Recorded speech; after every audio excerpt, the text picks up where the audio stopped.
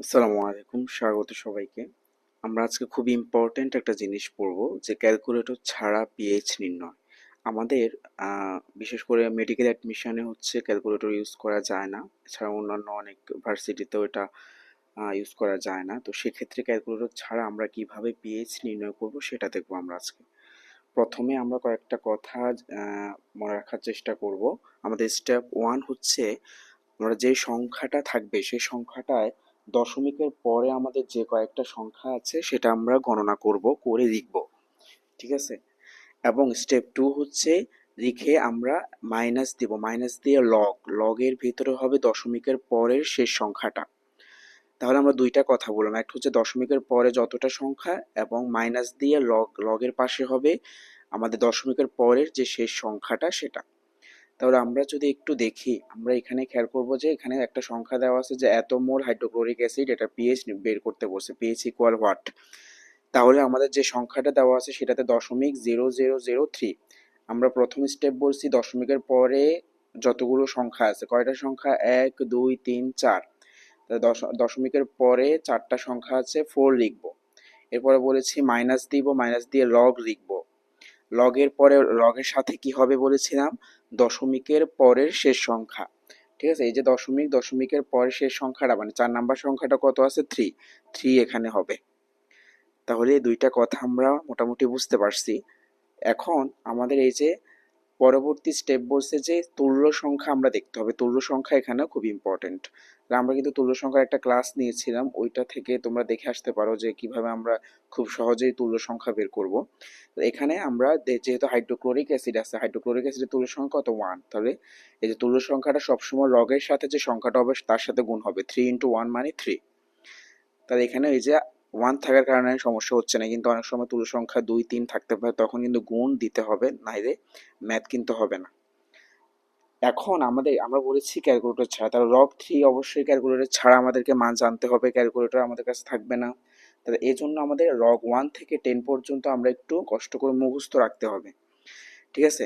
তাহলে এগুলো মুখস্থ রাখা খুবই সহজ, কয়েকবার পড়লেই মনে থাকবে। আমরা log 1 হচ্ছে আমরা সবাই জানি 0 এবং log 10 হচ্ছে 1, এই দুইটা জিনিস আমরা সবাই জানি। এরপর আমরা মনে রাখবো log 2 হচ্ছে 0.3, log 3 4 5 এই তিনটা জিনিসের দিকে তাকাও, এই তিনটা ক্রমান্বয়ে গেছে 5 6 7। তার মানে log 3 থেকে 5 মনে রাখবো আমরা 0.5 0.6 0.7, 5 6 7 সিরিয়ালে গেছে। 6 পর্যন্ত আমরা সিরিয়ালি মনে রাখতে পারি যে 5 6 7 8, log 6 আমরা 0.8 মনে রাখবো। এই যে log 6 log 7 log 8 log 9 এগুলোর সূক্ষ্ম পার্থক্য, এই জন্য আমরা এভাবে মনে রাখবো, একটা হচ্ছে 0.8, একটা হচ্ছে 0.85, 0.9 0.95, এরপরে হচ্ছে 1। তো অনেকে অনেকভাবে ইউজ করে, আমরা এই মানগুলোই মনে রাখবো এক্সাক্ট, এবং লগের জায়গায় আমরা কি করব, ইউজ করব।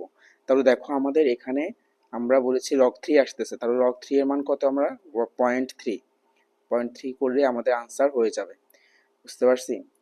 সরি, log 3 এর মান হচ্ছে আমাদের 5, log 3 এর মান হচ্ছে আমাদের 5 বসালে আমাদের আনসার চলে আসবে, আনসার চলে আসবে। এখন আমরা পরবর্তী আরেকটা যদি দেখি, এখানে বলা হচ্ছে 0.0002 মোল আমাদের হচ্ছে সালফিউরিক অ্যাসিডের পিএইচ বের করতে দেওয়া হয়েছে।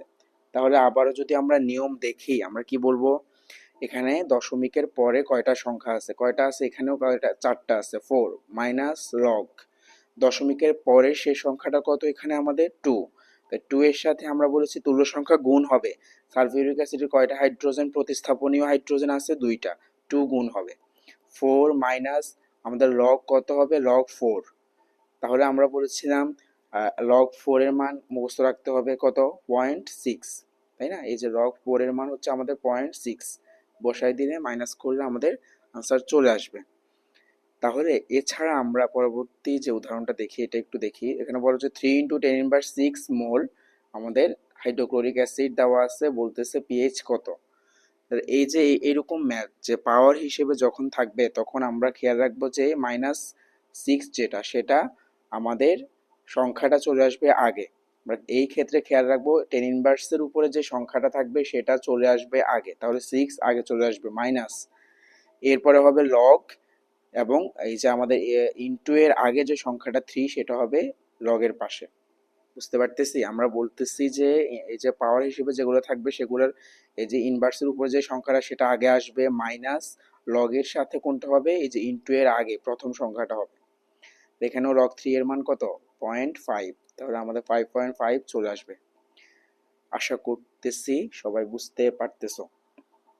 তা এভাবে আমরা যদি আরও থাকে যে 0.003 মোল সোডিয়াম হাইড্রোক্সাইডের পিএইচ, আমাদের খেয়াল রাখতে হবে এই যে এখানে অ্যাসিড আছে নাকি ক্ষার আছে।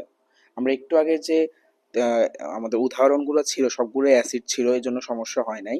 দেখো এখানে সোডিয়াম হাইড্রোক্সাইড মানে ক্ষার, তার ক্ষারের আগে কি বের করতে হবে, পিওএইচ। ক্ষারের আগে পিওএইচ বের করতে হবে, তারপর আমাদের 14 থেকে মাইনাস করলে কি হবে, পিএইচ বের হবে।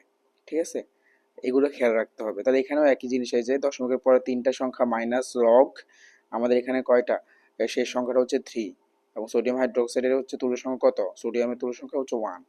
এভাবে আমরা জিনিসগুলা করে বের করে নিয়ে আসার চেষ্টা করব। আশা করছি